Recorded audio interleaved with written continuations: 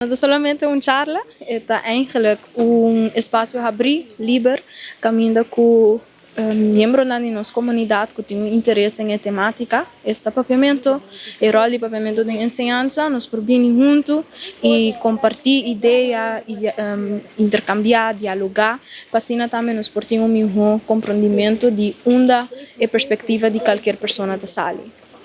Qual é a charla, bem? Não, ela vai bom sim.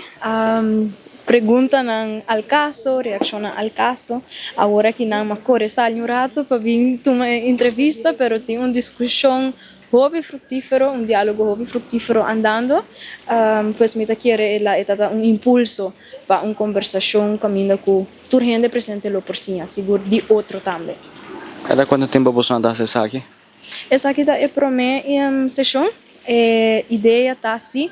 Para virar solamente a promessa depois para criar uma série de dia com nos por papel over de outra temática também com não solamente papiamento, pero coisas que da viva de nossa comunidade, coisas novo que quer implementar ou lo quer implementar, então que nós por debater e saca que outro de temática.